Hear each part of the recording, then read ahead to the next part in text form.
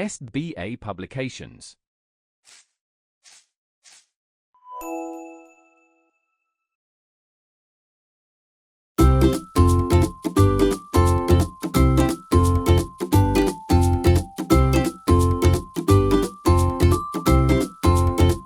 नमस्कार प्यारे बच्चों, कैसे हैं आप सब। मैं उम्मीद करती हूँ आप सब बहुत अच्छे होंगे। प्यारे बच्चों, आज हम पढ़ेंगे पाठ 9 जिसका नाम है पेड़ों की बात। आज के हमारे पाठ का नाम क्या है? आज के हमारे पाठ का नाम है पेड़ों की बात। आइए शुरू करते हैं हमारा आज का पाठ। वृक्षों में जीवन होता है। जैसा आप सभी जानते हैं कि वृक्ष हमें जीवन देते हैं और वृक्षों के खुद के अंदर भी जीवन होता है। वे भी मनुष्यों की भांति संवेदनाओं को अनुभव और अभिव्यक्त करते हैं। इसी बात को महान वैज्ञानिक जगदीश चंद्र बसु जी ने न केवल महसूस किया बल्कि पूरे संसार के सामने सिद्ध भी किया। प्रस्तुत विज्ञान लेख उनकी इसी उपलब्धि का परिचय स्वरूप है। आइए उनका यह ज्ञान लेख पढ़ते हैं। मिट्टी के नीचे बहुत दिनों तक बीज पड़े रहे। महीना दर महीना इसी तरह बीतता गया। सर्दियों के बाद वसंत आया। उसके बाद वर्षा की शुरुआत में एक दिन पानी बरसा। अब और छिपे रहने की जरूरत नहीं थी। माना बाहर से कोई शिशु पुकार रहा हो, और सोए मत रहो, ऊपर उठ जाओ, सूरज की रोशनी देखो। आहिस्ता आहिस्ता बीज का ढक्कन दरक गया। दो सुकोमल पत्तियों के बीच अंकुर बाहर निकल आया। अंकुर एक अंश नीचे माटी में मजबूती से गड़ गया और दूसरा अंश माटी भेदकर ऊपर की ओर उठा। देखिए, यह अंकुर मिट्टी के अंदर दब गया और यह अंकुर बाहर निकल गया। क्या तुमने अंकुर को उठते देखा है? जैसे कोई शिशु नन्हा सा सिर उठाकर आश्चर्य से नई दुनिया को देख रहा हो। गाछ का अंकुर निकलने पर जो अंश माटी के भीतर प्रवेश करता है उसका नाम जड़ है, और जो अंश ऊपर की ओर बढ़ता है उसे हम तना कहते हैं। प्यारे बच्चों, देखिए, यह ही वह नीचे वाला जो अंकुर था, जो अंश था, वह जड़ बन गया है और ऊपर वाला अब पूरा तना बन गया है, यानी पूरा एक पौधा बन गया है। सभी गाछ बिरछ में जड़ व तना, ये दो भाग मिलेंगे। यह एक आश्चर्य की बात है कि गाछ बिरछ को जिस तरह भी रखो, जड़ नीचे की ओर जाएगी, वह तना ऊपर की ओर उठेगा। एक गमले में पौधे का परीक्षण करने के लिए कुछ दिन गमले को औंधा लटकाए रखा। पौधे का सिर नीचे की तरफ लटका रहा और जड़ ऊपर की ओर रही। एक दिन बाद क्या देखता हूँ कि जैसे पौधे को भी सब भेद मालूम हो गया हो, उसकी पत्तियां और डालियां टेढ़ी होकर ऊपर की ओर उठ आई तथा जड़ घूमकर नीचे की तरफ लटक गई। तुमने कई बार सर्दियों में मूली काटकर बोई होगी, देखा होगा। पहले पत्ते और फूल नीचे की ओर रहे, कुछ दिन बाद देखोगे कि पत्ते और फूल ऊपर की ओर उठ आए हैं। हम जिस तरह भोजन करते हैं, गाछ बिरछ भी उसी तरह भोजन करते हैं। हमारे दांत हैं, कठोर चीज खा सकते हैं। नन्हे बच्चों के दांत नहीं होते, वे केवल दूध पी सकते हैं। गाछ बिरछ के भी दांत नहीं होते, इसलिए वे केवल तरल द्रव्य या वायु से भोजन ग्रहण करते हैं। गाछ बिरछ जड़ के द्वारा माटी से रसपान करते हैं। चीनी में पानी डालने पर चीनी गल जाती है। माटी में पानी डालने पर उसके भीतर बहुत से द्रव्य गल जाते हैं। गाछ बिरछ वे ही तमाम द्रव्य सोखते हैं। जड़ों में पानी न डालने पर पेड़ का भोजन बंद हो जाता है और पेड़ मर जाता है। खुर्दबीन से अत्यंत सूक्ष्म पदार्थ स्पष्टता देखा जा सकते हैं। पेड़ के डाल अथवा जड़ का इस यंत्र द्वारा परीक्षण करके देखा जा सकता है कि पेड़ में हजारों हजार नल हैं। इन्हीं सब नलों के द्वारा माटी से पेड़ के शरीर में रस का संचार होता रहता है। इसके अलावा गाछ के पत्ते हवा से आहार ग्रहण करते हैं। पत्तों में अनगिनत छोटे छोटे मुख होते हैं। खुर्दबीन के जरिए अनगिनत मुंह मुंह पर अनगिनत होंठ देखे जा सकते हैं।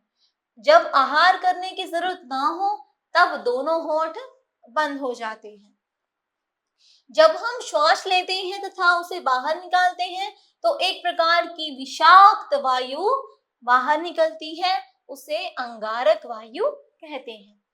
अगर यह जहरीली हवा पृथ्वी पर इकट्ठी होती रहती तो तमाम जीव जंतु कुछ दिनों में उसका सेवन करके नष्ट हो सकते थे। जरा विधाता की करुणा का चमत्कार तो देखिए, जो जीव जंतुओं के लिए जहर है, गाछ वृक्ष उसी का सेवन करके उसे पूर्णतया शुद्ध कर देते हैं। पेड़ के पत्तों पर जब सूर्य का प्रकाश पड़ता है तब पत्ते सूर्य ऊर्जा के सहारे अंगारक वायु से अंगार निषेच कर डालते हैं और यही अंगार वृक्ष के शरीर में प्रवेश करके उनका संवर्धन करते हैं। पेड़ पौधे प्रकाश चाहते हैं, प्रकाश न मिलने पर बच नहीं सकते क्योंकि प्रकाश उनके लिए बहुत अधिक आवश्यक है। प्यारे बच्चों, वैसे तो प्रकाश सभी के लिए आवश्यक है। बिना सूर्य की रोशनी के, बिना सूर्य की किरणों से यह जीवन हमारा आगे इतना नहीं बढ़ पाएगा। हम सभी को जीवित रहने के लिए सूर्य की रोशनी की आवश्यकता होती है। गाछ वृक्ष की सर्वाधिक कोशिश यही रहती है कि किसी तरह उन्हें थोड़ा सा प्रकाश मिल जाए। यदि खिड़की के पास गमले में पौधे रखो तब देखोगे कि सारी पत्तियां व डालियां अंधकार से बचकर प्रकाश की ओर बढ़ रही हैं। वन में जाने पर पता लगेगा कि तमाम गाछ वृक्ष इस होड़ में सचेष्ट हैं कि कौन जल्दी से सिर उठाकर पहले प्रकाश को झपट लेगा। बेल लताएं छाया में पड़ी रहने से प्रकाश के अभाव में मर जाएंगी, इसलिए वे पेड़ों से लिपटती हुई निरंतर ऊपर की ओर अग्रसर रहती हैं। अब तो समझ गए होंगे कि प्रकाश ही जीवन का मूल मंत्र है। सूर्य किरण का परस पाकर ही पेड़ पल्लवित होता है। गाछ वृक्ष के रेशे रेशे में सूरज की किरणें आबद्ध हैं। ईंधन को जलाने पर जो प्रकाश व ताप बाहर प्रकट होता है वह सूर्य की ही ऊर्जा है। गाछ वृक्ष व समस्त हरियाली प्रकाश हथियाने के जाल हैं। पशु डांगर पेड़ पौधे या हरियाली खाकर अपने प्राणों का निर्वाह करते हैं। पेड़ पौधों में जो सूर्य का प्रकाश समाहित है वह इसी तरह जंतुओं के शरीर में प्रकाश करता है। अनाज व सब्जी न खाने पर हम भी बच नहीं सकते। सोचकर देखा जाए तो हम भी प्रकाश की खुराक पाकर ही जीवित हैं। कोई पेड़ 1 वर्ष के बाद ही मर जाता है। सब पेड़ मरने से पहले संतान छोड़ जाने के लिए व्यग्र हैं। बीज ही गाछ वृक्ष की संतान है। बीज की सुरक्षा व सार संभाल के लिए पेड़ फूल की पंखुड़ियों से घिरा एक छोटा सा घर तैयार करता है। फूलों से आच्छादित होने पर पेड़ कितना सुंदर दिखाई पड़ता है, जैसे फूल फूल के बहाने स्वयं हंस रहा हो। फूल की तरह सुंदर चीज और क्या है, जरा सोचो तो। गाछ वृक्ष तो मटमैली माटी से आहार व विषाक्त वायु अंगारक ग्रहण करते हैं। फिर इस अपरूप उत्पादन से किस तरह ऐसे सुंदर फूल खिलते हैं। कथा सुनी होगी स्पर्श मणि की, पारस पत्थर की, जिसके परस से लोहा सोना हो जाता है। मेरे ख्याल से माँ की ममता ही वह मणि है। संतान पर स्नेह न्योछावर होते ही बालक खिलखिला उठते हैं। ममता का परस पाते ही मानो माटी व अंगार के फूल बन जाते हैं। पेड़ों पर मुस्कुराते हुए फूल देखकर हमें कितनी खुशी होती है। शायद पेड़ भी कम प्रफुल्लित नहीं होते होंगे, वह भी खुश होते होंगे। खुशी के मौके पर अपने परिजनों को निमंत्रण करते हैं। उसी प्रकार फूलों की बहार छाने पर गाछ वृक्ष भी अपने बंधु बांधवों को बुलाते हैं।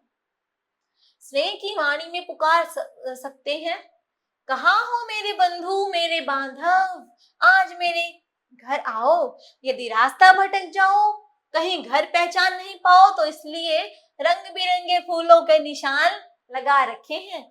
ये रंगीन पंखुड़ियां दूर से देख सकोगे। मधुमक्खी व तितली के साथ वृक्ष की चिरकाल से घनिष्ठता है। वे दल बल सहित फूल देखने आती हैं। कुछ पतंगे दिन के समय पक्षियों के डर से बाहर नहीं निकल सकते। पक्षी उन्हें देखते ही खा जाते हैं, इसलिए रात का अंधेरा घिरने तक वे छिपे रहते हैं। शाम होते ही उन्हें बुलाने की खातिर फूल चारों तरफ सुगंध ही सुगंध फैला देते हैं। गाछ अपने फूलों में शहद का संचय करके रखते हैं।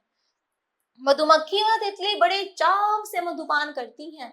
मधुमक्खी के आगमन से बिरछ का भी उपकार होता है। तुम लोगों ने फूल में परागकण देखे होंगे। मधुमक्खियां एक फूल के परागकण दूसरे फूल पर ले जाती हैं। परागकण के बिना बीज पक नहीं सकता। इस प्रकार फूल में बीज फलता है। अपने शरीर का रस पिलाकर बिरछ बीजों का पोषण करता है। अब अपनी जिंदगी के लिए उसे मोह माया का लोभ नहीं। तिल तिल कर संतान की खातिर सब कुछ लुटा देता है। जो शरीर कुछ दिन पहले हरा भरा था, अब वह बिल्कुल सूख गया है। अपने ही शरीर का भार उठाने की शक्ति क्षीण हो चली है। पहले हवा बयार करती हुई आगे बढ़ती जाती थी। पहले पत्ते हवा के संग क्रीड़ा करते थे। पत्ते हवा के साथ खेलते थे। छोटी छोटी डालियां ताल ताल पर नाच उठती थी। अब सूखा पेड़ हवा का आघात सहन नहीं कर सकता। हवा का बस एक थपेड़ा लगते ही वह थर थर कांपने लगता है। एक एक करके सभी डालियां टूट पड़ती हैं। अंत में एक दिन अकस्मात पेड़ जड़ सहित जमीन पर गिर जाता है। इस तरह संतान के लिए अपना जीवन न्यौछावर करके बिरछ समाप्त हो जाता है। आइए अब पढ़ते हैं शब्दार्थ। आहिस्ता आहिस्ता, धीरे धीरे। दरक फटना, दरार यानी कि दरार पड़कर फट जाना।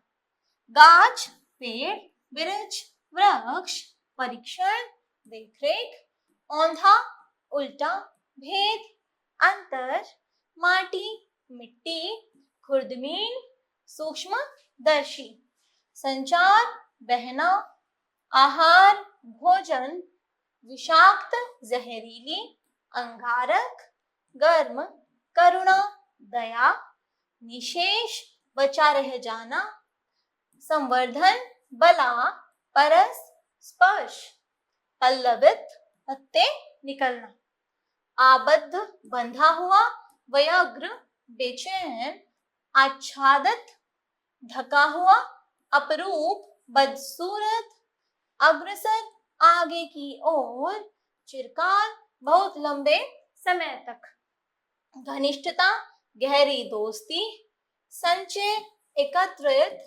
पराग शहद, क्षीण कम और आघात चोट। प्यारे बच्चों, आगे आपको अभ्यास कार्य दिया गया है और इस अभ्यास कार्य को आप स्वयं से करने का प्रयास करें। प्यारे बच्चों, आज के लिए इतना ही। मिलते हैं अगली कक्षा में एक नए विषय के साथ। धन्यवाद।